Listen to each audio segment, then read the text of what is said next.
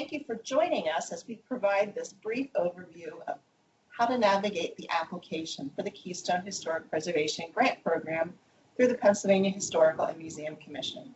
I'm Karen Arnold, the Grant Program Manager for the program, and our purpose of this overview is to provide how the application process works through the single application for assistance that was specifically designed for the Keystone Grant Program. We've made this transition to the single application for assistance for a number of reasons. Its availability through the Department of Community and Economic Development provides us a streamlined process for our applicants that's consistent with other platforms from our other grant-making agencies in the Commonwealth. It allows for the upload of attachments, and our grantees no longer need to send in multiple paper evaluation process. Also, applicants have access to the technical assistance through the DCED Customer Service Center, Monday through Friday, 8:30 to 5. For new users, you may need to register for the first time if you've never used the ESA system before. Please remember that your prior eGrant credentials have not transferred over to this new system. So let's get started. You'll first begin, as you open in your portal, to begin a new application.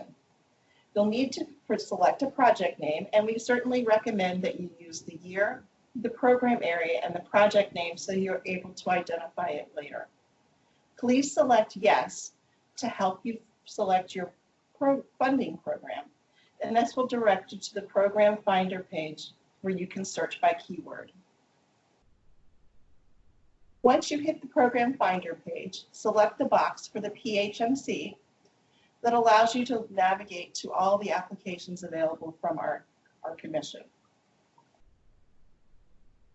You'll notice that both the Keystone Historic Preservation Grant project category and construction categories are available right now for application. The pencil and the apply button are what you'll click. You are able to open one application from either category per fiscal year. If the apply link is not visible, much like the example of our Cultural and Historical Support Grant Program on the screen, it means that we're currently not accepting applications for that program. Now, once the application opens, I'd like to spend a few minutes to give you some understanding of how to navigate through the portal. The blue masthead at the top has all your navigation tools. You'll be able to reach the help desk at the Customer Service Center, save or print your application. Through the burnt orange masthead, this allows you to navigate through the different sections of the application. Finally, the gray masthead confirms that you're applying under the Pennsylvania Historical and Museum Commission, your organizational name, and the appropriate grant program. Please also notice that there are helpful links to both the program fact sheet and the program guidelines in this navigation toolbar. Also, all the red diamonds that you see are required fields. You'll be able to move forward within the application if you don't know the answer to one of the questions, but you will not be able to hit submit until all of those blanks are filled in. You'll receive an error message that tells you which field is missing. One special note on this application information page is the NICS code, which stands for the North American Industry Classification System. Once you've selected the applicant entity type, a drop-down box will open and you're able to select the digit number associated with your type of organization. The first part of the application provides the project overview. You're able to share if this project application is related to a previously funded grant through the PHMC, as well as to identify any of the State Historic Preservation Office staff members that you might be working with. The nice thing about the ESA portal is it is a framework for a lot of other funding agencies, especially our sister agency, the Department of Community and Economic Development. So some questions might not necessarily pertain to the Pennsylvania Historical and Museum Commission directly, and I'll let you know that as we navigate through this. One of those, of course, is the affiliation with the Sustainable Pennsylvania program. You're welcome to share that information with PHMC does not evaluate our applications based on those responses. You'll notice it does not have a red diamond.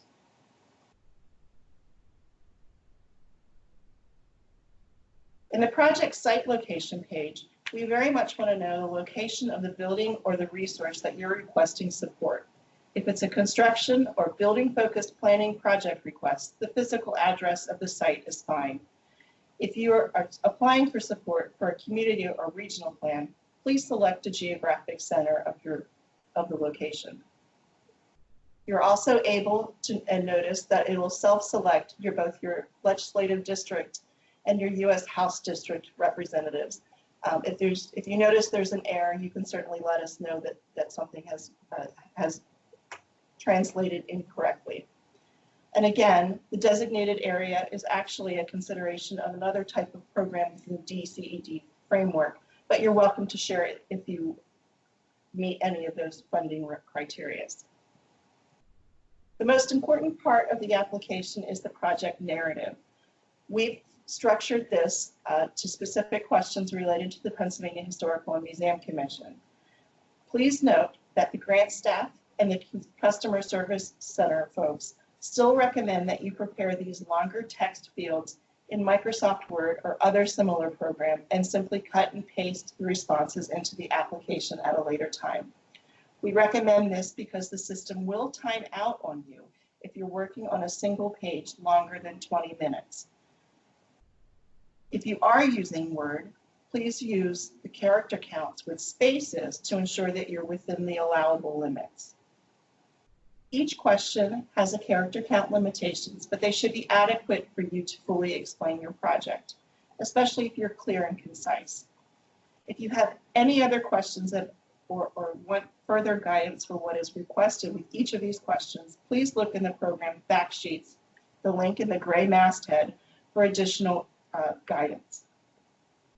You're able to fully explain in the description how your project will be undertaken. And that's very important as we evaluate our applications. For example, don't just say that the porch will be restored. Explain that you're using the same species of wood, matching the decorative elements, or provide a percentage of the historic fabric that will remain. Your project plans and estimates uploaded in the attachment sections should substantiate these claims.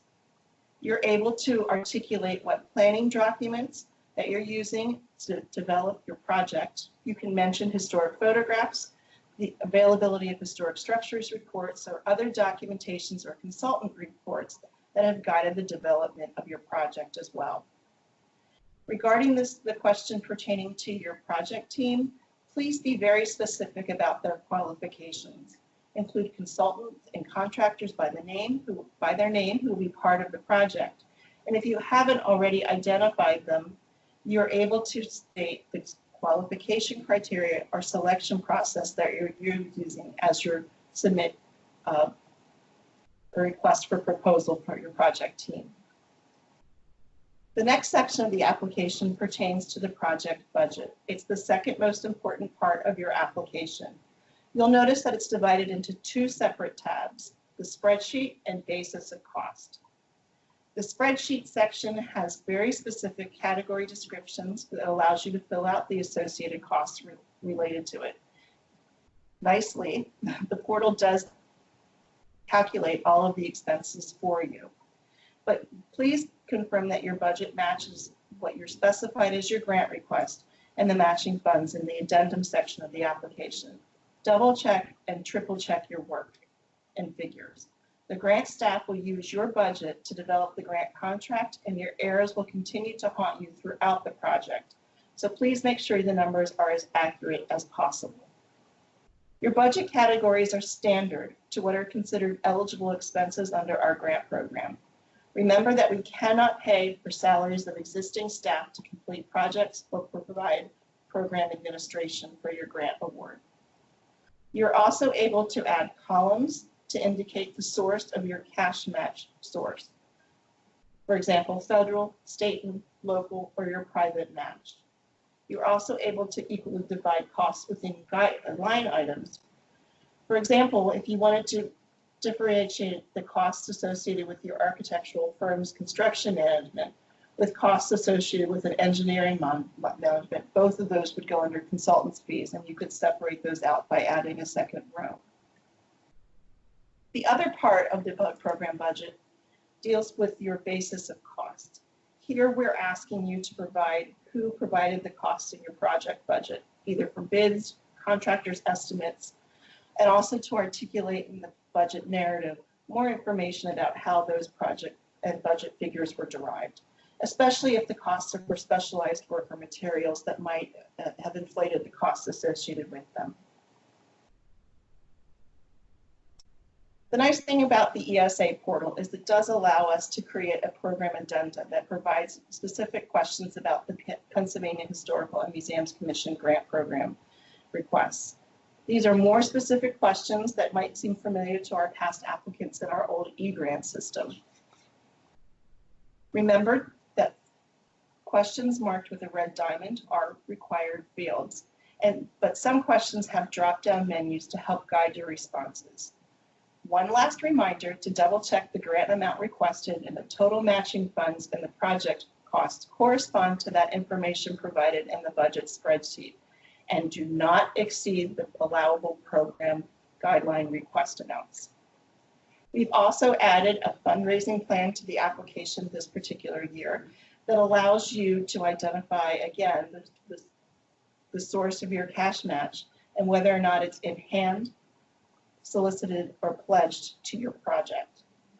You're able to use existing organizational funds, state or federal grants, or foundation grants, or community fundraising as part of your one-to-one match requirement. Keep in mind that if you're using other funding from other state agencies, that both program requirements will be required to be met as part of the funding project. For those who do not have your match secured as you're making an application, you do have an opportunity to state what your fundraising plan is. But please know that the review panel does look favorably on those applicants who have the match already or mostly secured. One of the questions within the program addenda asks to identify the historic property information. This section is usually the most complicated for our past applicants. You will need to confirm that the project is associated with a National Register eligible or listed resource. Please use the Pennsylvania State Historic Preservation Office's key number and not the NRIS number from the National Park Service. The application provides links to the Commission website to either contact the National Register staff for assistance, or you may also look for the number yourself through our CRGIS system. There's a helpful link in the application portal there as well. You do not need to attach the full National Register nomination or registration form for verification. Simply the record from CRGS is adequate. If your building is considered a contributing building in a historic district, you may need to request a letter from our staff verifying that information. Please make sure that you're allowing adequate time for these requests. Finally, the portal itself allows for addendum file uploads. These are all the supporting documentation to help make a competitive application and to substantiate other documentation you've mentioned within the application itself. They include your resumes of your project team, narrative reports on existing conditions, your contractor estimates, again, your National Register verification or letters of support. We also ask for color photographs to help understand the resource that you're requesting support for.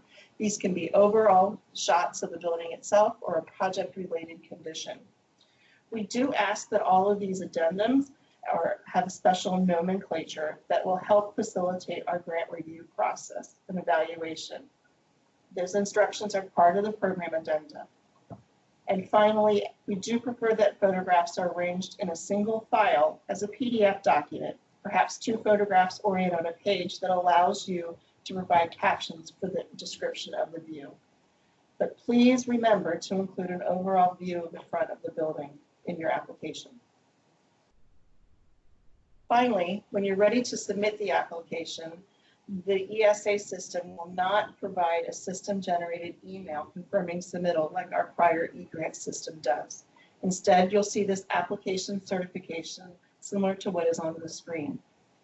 You're able to print from this screen, but you will not be able to make any changes once you've submitted the application. You can go back and view in your profile and confirm that the application is submitted as well. We no longer need paper submitted copies, so have no fear. Despite the instruction on the screen, you do not need to print out the signature page and mail it into our office. If some of your letters of support from especially legislative staff come separately to us, there's no need to worry about that. We will upload them into your portal on your behalf. And that is a common occurrence for us.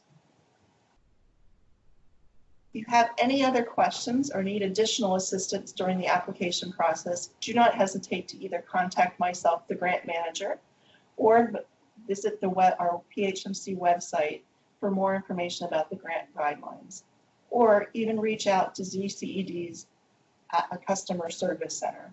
They're available 8:30 to 5, Monday through Friday, to help you. Finally, don't hesitate to review the program fact sheet, again located on the gray navigation bar in the application, for additional guidance on preparing your text fields and other questions in the application. Finally, we do have a series of live webinars upcoming on January the 14th at 11 a.m. and January the 23rd at 2 p.m. Registration is available through that link, and we welcome any other questions that you might have. Thank you for joining us today.